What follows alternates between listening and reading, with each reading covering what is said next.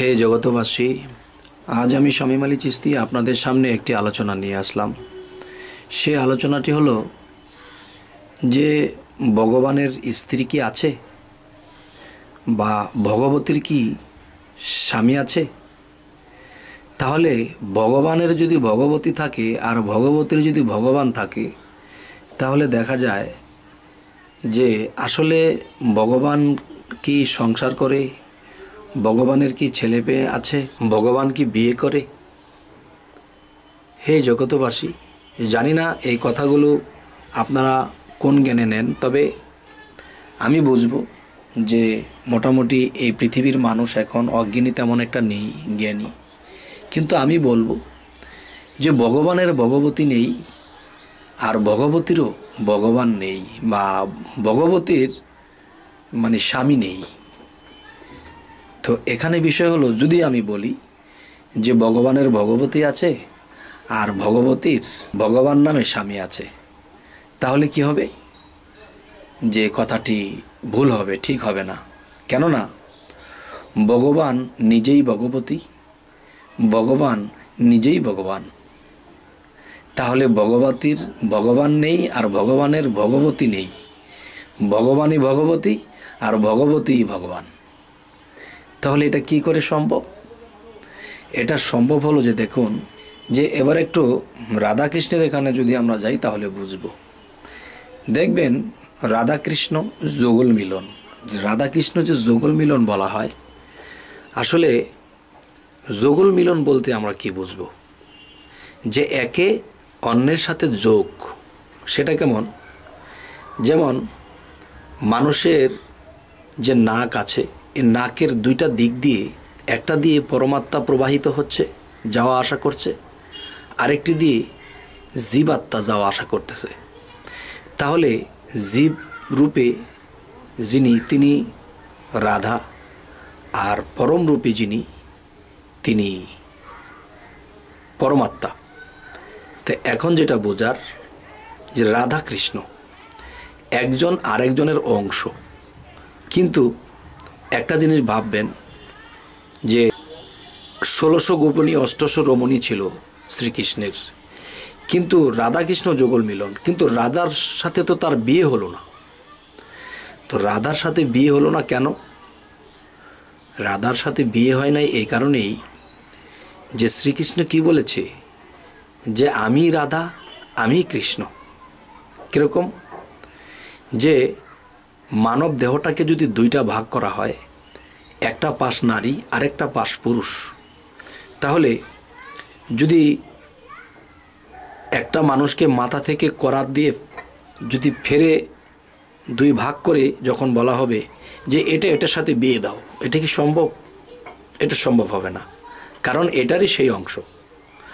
তাহলে একজনে দুইজন হয়ে পৃথিবীতে দেখায় গেলেন, মূলত দুইজনই একজন। যিনি রাধা তিনি কৃষ্ণ, যিনি কৃষ্ণ তিনি রাধা। তো জানি না, আমি হিন্দু শাস্ত্রের জন্য এই কথাটাই বলছি, যে অনেকে আমাকে বলেছেন যে আমাদের ধর্ম সম্বন্ধে আপনি কিছু বলবেন। তো আমি চেষ্টা রাখছি বলার জন্য। তো আপনাদের কেমন লাগে অবশ্যই বলবেন। তবে মুসলমানের সাথে মিল আছে, শ্রীকৃষ্ণের সাথে মোহাম্মদ সাল্লাল্লাহু আলাইহি সাল্লামের মিল আছে। কীরকম? যে শ্রীকৃষ্ণ জন্মার পর তার মাতা মারা গেল, তো মোহাম্মদ সাল্লাল্লাহু আলাইহি সাল্লাম জন্মের পর তার মা মারা গেল। যেমন অন্য কেউ দুধ মা হলো মোহাম্মদ সাল্লাল্লাহু আলাইহি সাল্লামের, তেমনি শ্রীকৃষ্ণেরও দুধ মা হলো আরেকজন। যেমন আমরা বলতেছি জগতে যদি মোহাম্মদ সাল্লাল্লাহু আলাইহি সাল্লাম না আসতেন তাহলে পৃথিবীর সৃষ্টি হতো না। তারাও বলতেছে যে শ্রীকৃষ্ণ যদি পৃথিবীতে অবতীর্ণ না হতো তাহলে পৃথিবীর সৃষ্টি হতো না। তাহলে দেখা গেছে যে কথা তো একই, মিল পড়ছে। আচ্ছা, তাহলে যে আমাদের মধ্যে যদি যাই, তাহলে মোহাম্মদ আর রাসূল, যেমন মোহাম্মদ শব্দের অর্থ কি? প্রশংসিত। তো প্রশংসিত যিনি, কাকে দিয়ে প্রশংসিত? রাসূলকে দিয়ে। যিনি 52 বছরে যখন আল্লাহ তাকে দাওয়াত করলো, তখন আল্লাহর সাথে সাক্ষাৎ করে তিনি রাসূল যে পাওয়ার যে সৃষ্টি করে রেখেছেন, সেটা মোহাম্মদ সাল্লাল্লাহু আলাইহি সাল্লাম তিনি কামাই করলেন, তখন তিনি মোহাম্মদ রাসূল হইলেন। তাহলে রাসূল আর মোহাম্মদ দুই মিললে একাকার, রাধা কৃষ্ণ দুই মিললে একাকার। যেমন অনেক দিক দিয়ে মিল করা যাবে। তবে অনেকে এই কথাটা মাইন্ডে নেবেন না। তবে আপনাদের যদি কথাগুলো না মিল পড়ে তাহলে আমাকে জানাবেন।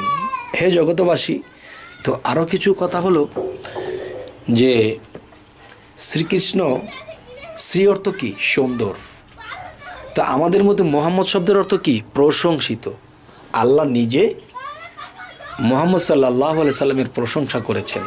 আর আল্লাহর প্রশংসাও আল্লাহও বলেছেন যে মুহাম্মদ প্রশংসিত, আর মুহাম্মদ সাল্লাল্লাহু আলাইহি সাল্লাম আল্লাহর প্রশংসা করেছেন, উভয়ের প্রশংসা করেছেন।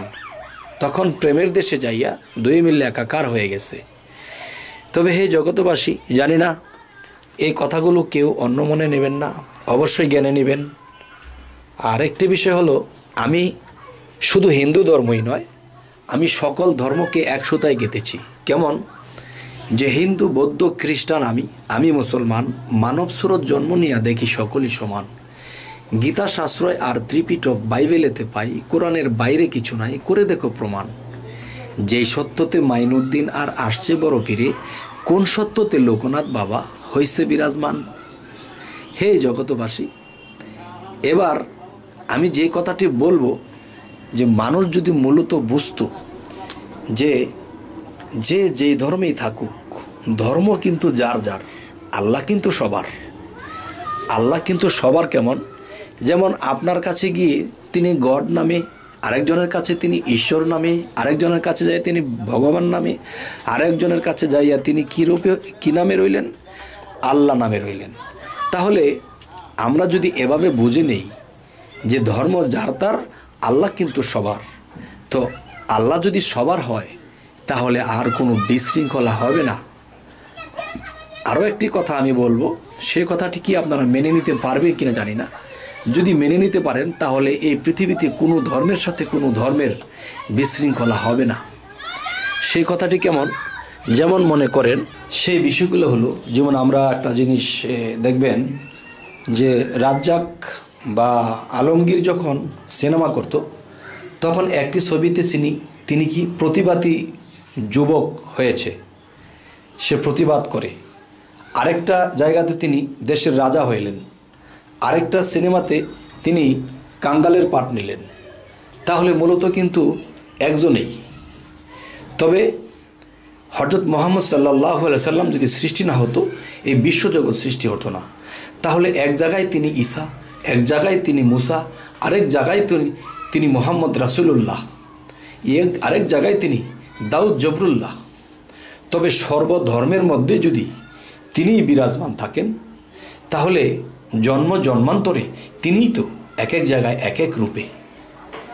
জানি না আপনারা এই কথাটা মানতে পারবেন কিনা, যে আল্লাহ বলেছে কি, আলা কুল্লি শাইইন কাদির, আমি সর্বশক্তিমান এবং সর্বময় বিরাজিত।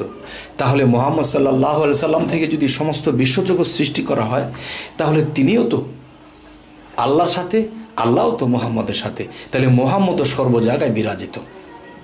মুহাম্মদের মরণ নাই, কেননা তার দেহটা মদিনায় রাখলেও তার আত্মাটা বিরাজমান আছে। হে জগতবাসী, জানি না আজ আপনাদের সামনে যে আলোচনাগুলো করলাম আপনাদের কেমন লাগলো অবশ্যই জানাবেন, খারাপ লাগলেও জানাবেন।